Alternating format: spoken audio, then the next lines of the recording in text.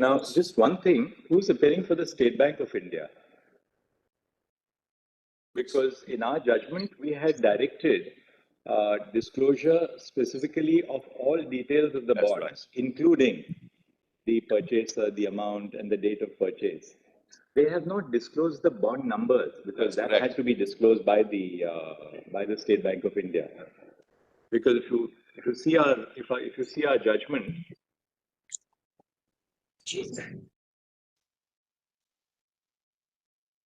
Chip's judgment is quite clear on that. All details. So all details have to be furnished by the State Bank of India. I am for the government. And they had said in their own application that they have the bond numbers, etc. But they said that they were in two different silos. That's right.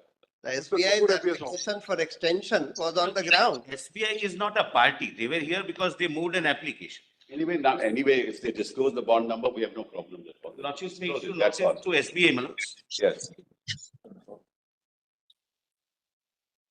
My lord, may I mention, my lord? Lordships may issue notice to SBI, my lords. No, that no. I'm requesting the honorable court. An application has been filed by the Election Commission of India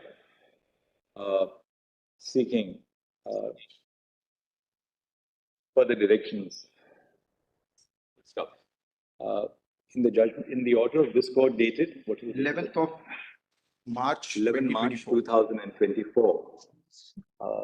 This court had directed that the Election Commission of India, that ECI, shall upload on its website the data which was furnished to this court and which was being maintained in the custody of this court. While issuing this direction, the court had presumed that a copy of the data which was lodged before this court, before the registry of this court, would be available with the ECI. Mr. Amit Sharma, learned counsel appearing on behalf of ECI states that as a matter of fact, ECI did not retain any copy of the data which was collated by it, since it was being placed before this court in sealed custody. The request, therefore, of the ECI is that the data which has been filed in this court may be returned to it, so as to enable it to comply with the order of this court for uploading all the documents. Full stop. This request of the ECI has not been opposed either by Mr. Atul Sipal or the senior counsel or Mr. Prashant Bhushan, the counsel. Mr. Vijay Hansaya will disclose. Full stop. We accordingly issue the following directions: (1) the Registrar Judicial of this court shall ensure that the data which has been filed by ECI in pursuance of the interim orders of this court is scanned and digitized. Full stop. Upon the process being complete, this may be preferably carried out during the course. It may be carried by during the course of the day tomorrow, by 5 p.m. tomorrow. Full stop. Once the above exercise is completed, the original shall be returned to Mr. Amit Sharma, then counsel appearing on behalf of the ECI.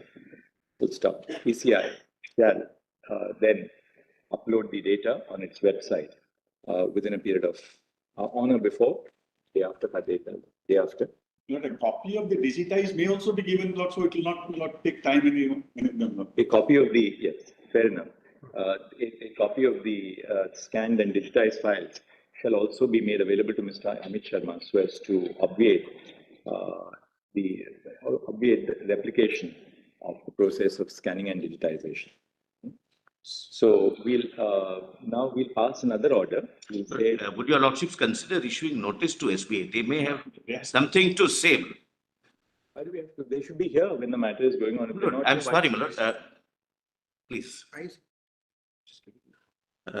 They filed an application which is disposed of. They are not parties. But really speaking, we can take exception to what they have disclosed because they were duty bound. I'm not appearing for SBI. The court can pass an order. Lordships may here. I'm not here, my lord, for political. What is the operative direction in clause? My lord, may I mention, my lord? Here it is. It says SBI shall submit details of the electoral bonds purchased since the interim order of the court dated 12th February till date to the ECI. The details shall include the date of the purchase of each electoral bond, the name of the purchaser of the bond, and the denomination of the electoral bond purchase. Shall include, it doesn't mean it will exclude. SBI. Your lordship's One- order hold on. is clear, what your lordship's meant. Allow me, sir. Allow me. SBI shall submit the details of political parties which have received contributions to electoral bonds since the interim order of the court dated 12th April till the date of the ECI. So SBI must disclose details of each electoral bond, details encashed by political parties, which shall include the date of the encashment and the denomination of the bond. So this is an inclusive order, it shall include all details. So would your lordships see? BNC. BNC. And your lordship had said that the reason, B and C of your lordship's original. I'm not appearing, I'm assisting. I feel my lord SBI needs to be. The order of this court, the judgment of the Constitution bench required SBI to furnish to the ECI all details of the electoral bonds purchased and as the case may be purchased or as the case may be redeemed by political parties, including the date of purchase. What are the other? yes, Date of Your purchase, lordship's Name of B and C purchase. for my satisfaction. name of purchaser, purchase which have received, and the and the denomination. denomination, date of purchase, name of the name of the purchaser and purchaser. denomination. And the date of purchase stroke redemption. Full stop. It has been pointed out, it has been submitted that SBI has not disclosed the electoral bond Number. the electoral bond number. What is it called? Is it called the unique identification number or is it called the It's called the unique alphanumeric number on each bond. the alphanumeric number of the electoral bonds? Full stop. The Solicitor General submits that since he is not appearing for the SBI, a notice may be issued to SBI. Full stop. We direct the registry to issue notice to SBI, returnable on Monday. Fair enough. Keep it on Monday. Keep your flags.